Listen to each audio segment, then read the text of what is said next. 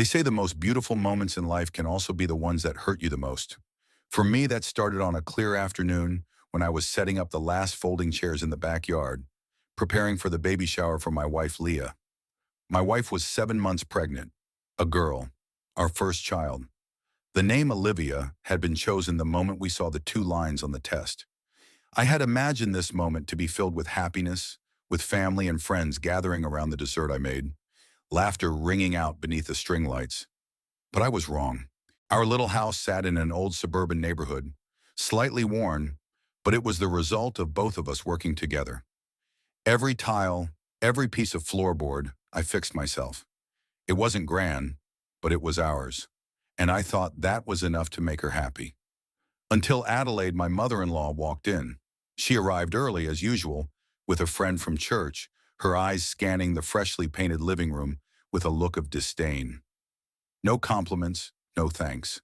Just a look that felt like an X-ray cutting through the new plywood, stopping on me, the one squatting down to adjust the loose leg of a chair. "Oh, Jensen." Her voice was sweet like honey but cold as ice. "My daughter made a huge mistake marrying someone who can't even afford a real house." I froze. Her friends stood by, pretending not to hear, but their eyes sparkled with excitement. And Adelaide continued, as if this were a monologue in a play. "Goodness, the roof might leak, the floor creaks, and the bathroom? It's just pathetic. But luckily, Ruben is still around to offer emotional support." Ruben, Leah's ex, the guy I'd heard about too many times in my mother-in-law's accidental stories. A tall guy, wealthy, who had studied abroad and now owned a fancy mansion in Lakewood Hills. "Now that's the place to raise my grandchild," she emphasized, staring me straight in the eyes. I turned to look at Leah, standing across the yard with her sister Lauren and a few friends. She heard it, I was sure. But instead of speaking up, she giggled and gently rubbed her belly, as if Adelaide had just told a cute story. At that moment, I didn't know what hurt more, Adelaide's cruel words or my wife's silence. I nodded, swallowing my anger, and turned back to set up the chairs, like an invisible servant at my own child's party. The party went on, full of pink, full of laughter. But I wasn't part of it. Adelaide kept bringing up the romantic trips Leah had taken with Ruben during college, asking if Leah was sure the baby's room should be so small, even asking the guests if they noticed a weird smell in the house. Meanwhile, I quietly stayed in the kitchen, filling pitchers, making more juice, and forcing a weak smile on my face like a mask I couldn't take off. Only Lauren, Leah's sister, seemed to sense the tension. She glanced at me once, long and quietly, as if wanting to say something, then turned away. Night came. The party ended. Empty congratulations mixed with the sound of slippers scraping the floor and lights dimming. I was cleaning up, throwing wrapping paper into bags, when I saw Leah sitting on the couch, going through the gifts. I sat down next to her, unable to hide my frustration. "Did you hear what your mom said to me?" Leah sighed, not looking up. "She's just worried about us. Jensen, our house is a little run down, and your job isn't exactly stable." I stared at her. My heart skipped a beat. "Wait, are you defending her?" "You're overreacting. I was just laughing at something," Lauren said. "Not Mom." "But you know exactly what your mom meant. You laughed. You stayed silent. You let her trample over what we've been trying to build." No apology, no response. Just a shake of her head, and she walked to the bedroom. We went to bed in cold silence. No goodnight. No glance. The next morning, the first messages appeared. Leah was texting someone repeatedly. When I got closer, she quickly hid her phone. I saw the sender's name on the lock screen. Ruben. My heart grew colder. Around noon, I heard Leah on the phone in the bedroom, her voice soft but loud enough for me to hear. "Mom, yeah, he's paranoid again. No, I haven't told him yet." I didn't know what she hadn't told me, but I knew. I knew this wasn't over from the party. I knew things were about to get worse. I just didn't know how, but I was about to lose everything. 3 days had passed since the baby shower, but my mother-in-law's words still echoed like a haunting echo from the depths. My daughter made a huge mistake marrying someone who can't even afford a real house. I had never felt so small in my own home. The very place that should have been a sanctuary, a foundation for the days ahead when our daughter would be born. Leah, my wife, the one who once held my hand through the cold winter, promising that no matter what happened, we'd always be together, now felt strangely distant. She no longer smiled with her eyes. Her smile appeared on her lips, but it lacked warmth. That change didn't come from far away. It came with the name Reuben. At first, I thought it was just my mother-in-law bringing up the past. Reuben, Leah's ex, her godson, was a name that kept coming up during family meals. Reuben has his own company now, Jensen, my mother-in-law said, unable to hide her pride. Leah didn't respond. She remained silent or sometimes gave a small, forced smile. I started noticing that Leah had a new passcode on her phone. When I walked by, she quickly turned it face down. At first, I ignored it. I wanted to trust her. But that cold shiver, the feeling that every man knows when something's just not right, clung to me persistently. One evening, as I was in the garage looking for tools to fix a light, her phone rang. I peeked through the window, and the name that popped up on the screen made me freeze. Reuben. She didn't answer. She just stared at the screen for a few seconds before silencing it. I walked back into the house pretending I didn't know anything, and casually asked, "Who was that?" Leah smiled. "Oh, it was just Lauren, probably asking about picking up Mom for her doctor's appointment tomorrow." Lies, I knew better. Lauren had been with me earlier that afternoon, helping me repaint the nursery. She hadn't called. Trust started to crack, not from a single strong blow, but from tiny cuts. Gentle but consistent and extremely precise. The next morning, I happened to pass by the bedroom and heard Leah whispering, "Yeah, Mom. He's being difficult." "No, I haven't told him yet. I know it's not the ideal time." I froze. The last sentence haunted me more than anything. I haven't told him yet. Told him. What? To whom? About what? That afternoon, Leah said she needed to go to her mom's house to help sort through the baby clothes her cousin brought over. She didn't come back until almost 1 a.m. I didn't ask, but in my mind, 100 thoughts were racing. The unease gnawed at me slowly. The next day, I did something I wasn't proud of. I checked her phone. I hoped I wouldn't find anything. I hoped I was just paranoid. But the truth, as always, was naked and brutal. A series of messages with her mother, Adelaide. They talked about Reuben, about my finances, about how Olivia, our daughter, deserved a better start. I gripped the phone tightly, my heart pounding. One message from Adelaide stood out on the screen like a blade to my heart. "Reuben says the offer is still on the table. You won't have to worry about money anymore. Think about the baby." And a message from Leah, my wife, the one I loved with everything I had. "I know, Mom. I'm thinking about it." I could hardly breathe. My whole body went numb. I set the phone down, and just then, Leah walked in, smiling like nothing was wrong. She rubbed her belly gently and said, "You just repainted the nursery, huh? It still smells fresh." I didn't answer. I just looked at her. Looked at her for a long time. Like I was trying to figure out if the woman standing before me was really the wife I once loved. Then I asked softly, "Do you have something to tell me, Leah?" She stiffened, just for a moment, very quickly, but I saw it, and that said it all. "Are you being paranoid again?" she replied, trying to laugh it off. We argued, but this time it wasn't like the others. She blamed me for invading her privacy. I yelled at her for betraying me. In the end, Leah shouted, "I'm going to my mom's for a few days. When you calm down, we can talk." And she left, taking her 7-month pregnancy with her, leaving behind a heavy silence that was suffocating. 3 days passed. I didn't get any messages. No explanation. Until this morning when my phone rang nonstop with over 30 missed calls. 18 from Leah, 12 from her mother. I didn't answer a single one. But what truly made me shiver was when Lauren, Leah's sister, showed up at my door, her eyes red. She looked at me and said one sentence that I'll remember for the rest of my life. "Jensen, I have to tell you, Mom and Leah, they've made a plan, and it's worse than you think." Lauren stood in front of me, her face pale with worry, her hand gripping her phone like she was afraid that if she let go, it would shatter.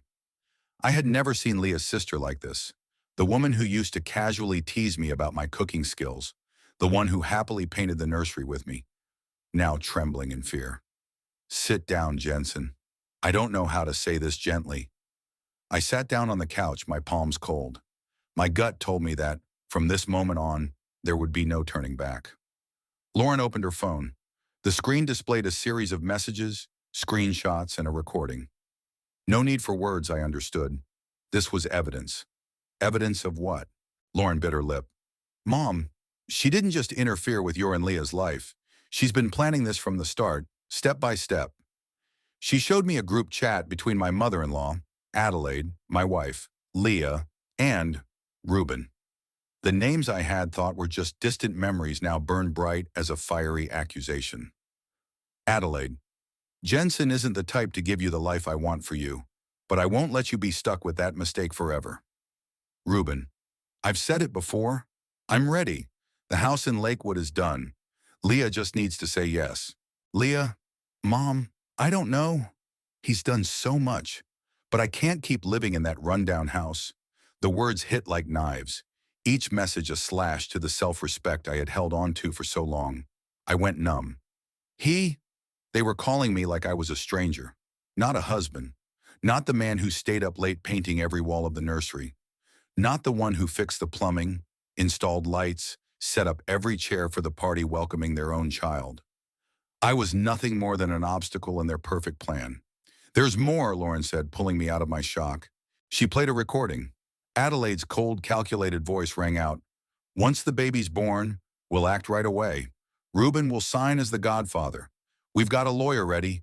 Leah will file for emergency custody. Jensen won't have time to react. My heart pounded. I clenched my fists so tightly my knuckles turned white. Lauren looked at me with sad eyes. Jensen, I can't stay quiet anymore. At first I thought Mom was just protecting Leah, but this has gone too far. They plan to erase you from their daughter's life. I didn't cry. I didn't get angry. A cold calmness washed over my mind, like a person falling through the air long enough to stop being afraid. There was only the wind and the emptiness. I stood up, walked to the bedroom, and opened the small safe. Inside were copies of birth certificates, financial documents, the home purchase contract, everything I had kept safe since the first day I lived with Leah. My gut, my unwanted friend, had always been right. When I came back, I saw Lauren still sitting there, her eyes full of sorrow. What are you going to do now? I took a deep breath. They won't get away with this. Lauren raised an eyebrow. You mean, I won't let them take my daughter, and I won't destroy everything with a fit of rage. I'm going to do what they don't expect. I'll make a plan. Lauren nodded. I'll help if you need me. We spent the whole evening going through everything. I regained access to the bank account, where I discovered Leah had quietly transferred small amounts into a separate account, over $3,000 in total. Adelaide had added more into it. The attached note said, for the baby's future. Gross. I also found a string of emails between Leah and a real estate agent about moving to an area with better educational opportunities. She had even scheduled a house viewing at Reuben's next week. My heart shattered, but I didn't let my emotions take over. I had passed the shock phase. Now it was time to fight. I started a new document, naming it Restoration Plan. I listed each step: collect evidence from phone, emails, and bank statements, record upcoming conversations, meet with a lawyer about custody, and prepare for a paternity test, find a legal advisor on marital asset abuse, and finally plan the counterattack at Adelaide's upcoming big event. Because, like a gift from fate, I learned that Adelaide was preparing to host her church's annual charity gala, where she would be honored for her unwavering dedication to the community. A lavish party, a room full of powerful people, and a stage where I knew if the timing was right, it would be the moment the mask would fall. I didn't choose this fight, but they pushed me to the edge. And what they didn't expect was that I had learned how to fight in silence, just like how I quietly built every brick of my own home. 3 months had passed since the baby shower, and I had nearly escaped the world I used to know. No longer Jensen, the guy who fixed pipes. Jensen, the happy guy at the baby shower. Or Jensen, the one pushed aside by my mother-in-law like an old piece of decor. I was Jensen, now building a plan. Every detail, every layer, Otis helped me hire a lawyer specializing in child custody and financial abuse in marriage. I was no longer the panicked victim. I was the one holding the scalpel, and Adelaide was the most important surgery of my life. Everything I discovered only reinforced the truth. Adelaide didn't just want to push me out of her daughter's life. She wanted to control the entire narrative. She wanted to be the scriptwriter, the director, and the leading role, Reuben, was just her puppet dressed up as a gentleman. I attended the church council meeting in the only way I knew, quietly. Through Otis, I was introduced to an assistant pastor who had begun to suspect some of the questionable spending that Adelaide had been managing. With Lauren's help, I provided them with recordings, emails, and the withdrawals from the charity fund. And just as I suspected, the church had quietly launched an internal investigation. But I didn't stop there. I also reached out to a local reporter, a journalist who had covered financial scandals in nonprofit organizations before. I didn't send him the evidence immediately. I just sent one message. You'll need something on the night of the First Community Church's charity gala. You won't want to miss it. The gala was widely advertised. A luxurious event, evening gowns, crystal chandeliers, a three-course dinner, and a special tribute to Adelaide, the woman who had dedicated over a decade to service and compassion. I received the invitation through Lauren. Adelaide, of course, didn't know. Leah didn't dare mention my name, because after the paternity test, we barely spoke about anything other than sharing baby duties. That night, I entered the grand hall in a gray suit, the one I had worn on my wedding day to Leah, not for the memories, but to remind myself. Tonight, I came to bury all the old fake things. Adelaide stood on stage, her face carefully made up, the golden light shining on her, making her look like a saint.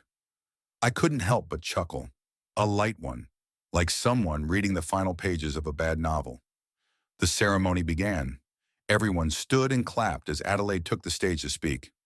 For the past 10 years, she said, I've held one belief close to my heart. Love is a responsibility, and nothing is more precious than protecting the weak, especially children. Just then, I walked up to the main table and gently placed a sealed envelope in front of the head pastor. He raised an eyebrow, opened it, and inside were bank statements, screenshots, and a carefully edited audio recording. No words needed. He jumped up from his seat. All eyes were on him. He said only one thing. Adelaide, I think you should step down. Her face went stiff. Her eyes flickered towards me. Her lips moved, but no sound came out. This is my honor banquet. You can't. We will investigate every expenditure from the past 5 years, immediately, the pastor said, his voice steady. A ripple of whispers started spreading like a wave. I turned away, but slow enough to see Reuben slip out of the hall like a rat leaving a sinking ship. Lauren walked up to me, whispering, I just burned down Mother's palace with the very firewood she hid the best. I just smiled. No need to scream to end a play, just the right ending. That night I went home, and Olivia was asleep. I walked into her room, sat down next to her crib. In the soft light, I gazed at her angelic face, and I knew this was the greatest reward I had reclaimed. It's something no one tells you after you've successfully gotten your revenge. The silence comes like a storm that's just passed, sweeping everything away, leaving behind a deep void in your chest. I no longer get messages from Adelaide. Her Facebook is gone. The prayer club, the country club, even the church where she was once the Queen of Hearts, they all turned their backs, quickly and quietly, as if she had never existed. And strangely, I didn't feel satisfaction. No laughter, no celebration, just a sense of finality. As for Leah, she still lives nearby, in a small apartment just a few streets from my house. I still let her visit Olivia. No tears, no accusations. Just two adults trying to do what's best for a little life. In the early days, she always kept her head down, avoiding my gaze. But gradually, she started making eye contact longer. She became gentler when handing Olivia over. A few times I saw her linger by the door, as if she wanted to say something. But in the end, she would just purse her lips and walk away. I didn't ask. I didn't say anything. I was no longer the man who needed an apology to keep living. I had moved far away from that place, but Olivia was different. She was the only heartbeat in my life now. Every night I would hold her in my arms, sit in the room I painted with my own hands, reading her old fairy tales, hearing her soft, wheezing breaths. And for the first time in years, I felt my heart warm again. One late afternoon, Lauren came over, bringing some cookies and a gentle smile. She had always been like that, quiet but a safe haven in the storm. "I'm planning to go to church this Sunday," she said, as Olivia slept in my arms. "Not for faith, just to find a quiet place to sort my mind." Then she hesitated. "Leah, she's been trying a lot. I know you don't need to hear this, but she started changing." I didn't respond. Lauren placed her hand on my shoulder. "Not to ask you to take her back," she said softly. "Just so you know, maybe for the first time in her life, she's trying for something that isn't to please her mother." I looked over at Olivia, one cheek pressed against my chest, her tiny hand clutching the hem of my shirt as if holding on to something absolutely safe. I didn't forgive her mother because she begged. I forgave because Olivia deserved a life without carrying hatred. The following week, I took the initiative to ask Leah to meet. Not at home, not in the park, but at the coffee shop where we first met, when everything was still full of hope. I arrived first, choosing the old table by the window, where the sunlight gently slanted through the frosted glass, casting a soft shadow on the table. She walked in, thinner, quieter, but no longer hiding. I didn't need to ask. I didn't need to say anything. We just looked at each other. Then she exhaled. "I don't expect forgiveness. I just want to thank you for letting me remain part of Olivia's life." I nodded. "Because she needs her mother, and because you're the only one who can answer her when one day she asks about what happened." "I won't lie," she promised, "and I'll never let my mom near her again." I looked into her eyes for the first time in months. No anger, no love, just two grown-ups learning how to walk beside each other for a child who doesn't know how the world once collapsed to bring her here. Life didn't go back to the way it was, and I didn't want it to. I no longer dream of a perfect family, nor do I expect a late apology. I just want Olivia to grow up in a home where she knows she is loved. And every morning when I open the window blinds and the sunlight spills onto the kitchen that is still under construction, I smile because I know I've rebuilt everything from the ashes. Not every love story has a happy ending, but some stories, like mine, and not with a hug or a kiss in the rain, but with a small crib placed right next to my bed. Inside it is the most beautiful thing life has ever given me. Olivia, my daughter. She sleeps peacefully, as if the whole world has never hurt anyone. She doesn't know about the desperate calls, the whispered lies through the night, or the plots drawn under the guise of family. And I pray she'll never have to know. A few days after my final conversation with Leah, the divorce papers were officially signed. No ceremony, no tears, no disputes. We agreed to share custody with one clear condition. No one would use Olivia as a weapon to hurt the other. Leah moved back in with her sister Lauren. I brought Olivia home, to the small old house that Adelaide had once looked down on. Now it's the fortress for the two of us. I repainted the living room, planted a few lavender bushes in the back, replaced the window curtains.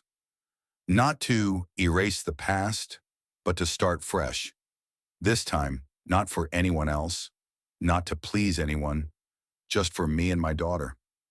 Thank you for walking with me to the end of this journey. If this story touched a place in your heart, don't forget to leave a comment, share your thoughts, or simply send a well wish for Jensen and little Olivia. And if you'd like to hear more stories like this, about love, betrayal, recovery, and strength in the smallest of things, please support the channel with a like, share, and subscribe. Each time you hit follow, it lets another single dad like Jensen know that they're not alone. Thank you so much.